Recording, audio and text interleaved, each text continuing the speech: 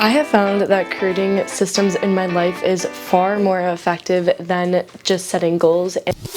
In my last video, I talked about why you should set systems, and this video is about how to actually create systems.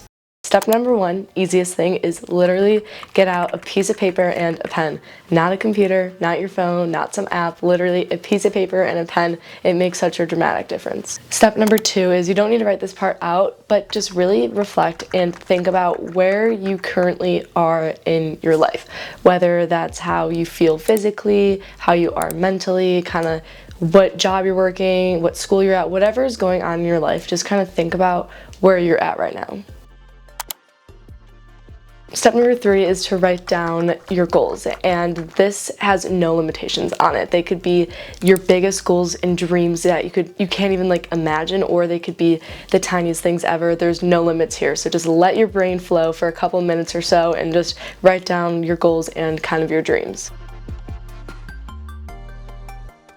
And if you don't have a specific goal, that's completely fine. It can be very broad, even if it's just like you want to get fit or you want to get smarter. It doesn't have to be too specific, but just really dig deep here and think of what you can come up with. Step number four is to circle just one of those goals that is the most important to you. I'm not saying you can achieve all of those, because you definitely can, but I've just found that if you take one step at a time of one goal, it's so much easier than trying to do 50 things at once. So just circle your favorite one.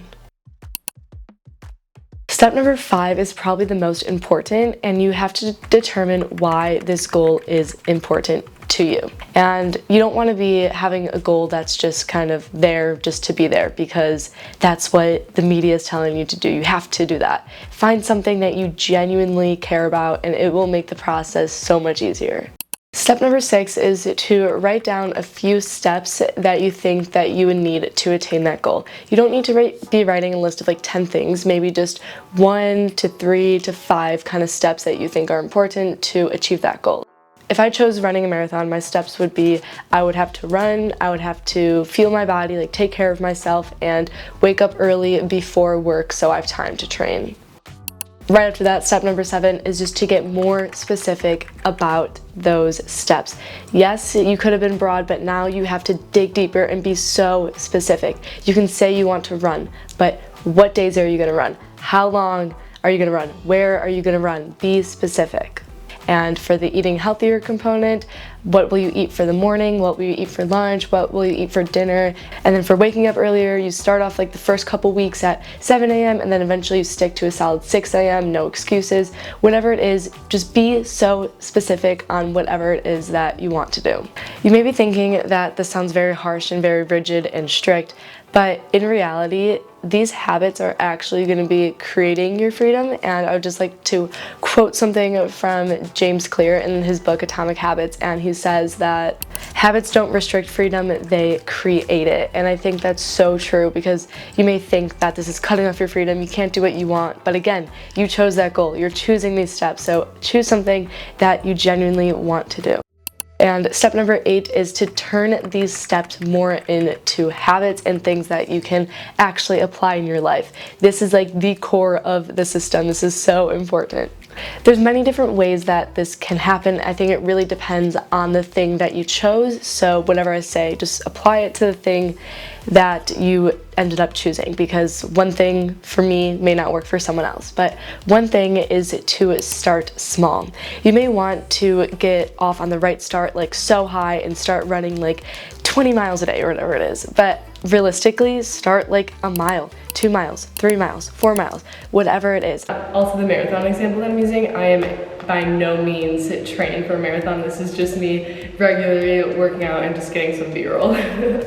Second thing is to be consistent. I know you've probably heard be consistent, but it is so true. And over time, the habit might get boring, so you just gotta keep going with it, keep rolling with it, try to make it somewhat fun in some way and something to look forward to. But again, if you love what you're doing so much, you most likely won't get bored of doing it. The third thing, as I said a little bit earlier, but it's just so important, you have to be so specific. When are you gonna do it and where are you gonna do it? Just be so precise and specific about it. The fourth thing, which I think is a really big one, and it is to change your environment. So if you want to run in the morning, make sure you put your gym shoes out on the floor and you lay it out. Who you surround yourself with affects your goals and your mission, and it may seem that your friends and family don't impact you and you can be like, no, I'm not going to let them affect me, but subconsciously of what they're doing, it will eventually fall onto yourself. Example, if you're trying to run that marathon, you probably don't want to surround yourself with people who are staying up till 2 in the morning or something like that, because your goal is to be waking up at 6. So how is that going to help you? To make the habit more enjoyable.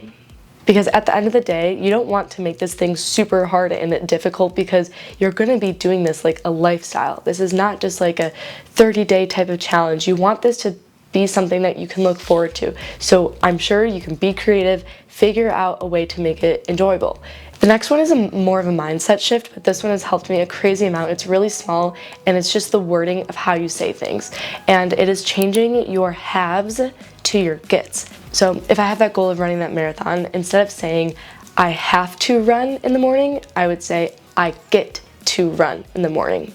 I know it's a really subtle, small thing, but it changes your whole perspective on it, that you're even allowed to do it. And when I do that for myself, I just think of how I am allowed to run, I'm allowed to do these things, I get to do it, because there are some people that aren't able to due to medical illnesses or whatever it is. You have that ability to do it, so that's a really good mindset shift that I've learned. The next thing is to keep a habit tracker. Some people like this, some people don't, so I would definitely just try it out, see if it works for you. And it doesn't have to be for every single habit. You can just pick one habit and just always track it down. It doesn't need to be a fancy calendar or anything like that. You can literally take a note card or a sticky note and write down a date and then put an X every single time that you do it. And that's kind of like a little reward system also, because every time you finish the habit, you get to put a little X, and it kind of feels like you accomplished something for the day.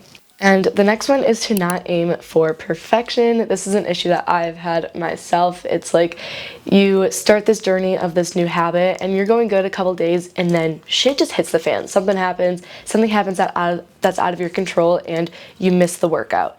And I used to be like, oh my gosh, I gotta wait till next week or next Monday to start. But in reality, it's not always gonna be perfect. Just get up and start the next day. It's fine if you missed one day, but just don't let it affect the other days. Just keep that momentum going and just keep going with it.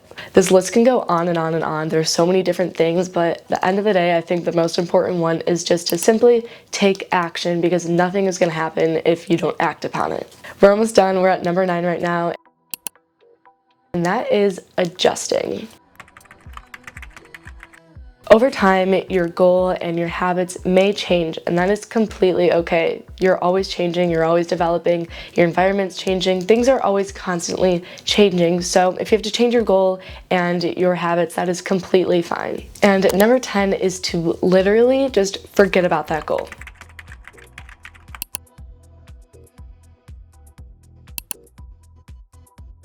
And rather focus on the system that you just created of all your steps and your habits, and my advice that I was talking about on how to actually do it. If you wrote down a lot of things, it may be a little overwhelming, but just take it step by step, focus one thing at a time. You don't need to be doing 50 things at once, because when you have so much energy focused on a million different things, it's never gonna grow. You gotta focus on one thing, let that grow, and then if you wanna pick up a new habit, do that while this one still grows. So take your time with this, and overall just trust the process and just do your best. You got this. Comment down below what kind of system you have in your life, or one that you are gonna be trying to work on. And just wanted to say that there are probably like 100 million different ways in which you can create your system and achieve your goals, but this video is just what has helped me and a bunch of knowledge and information that I've gathered from different resources, such as like podcasts, some books,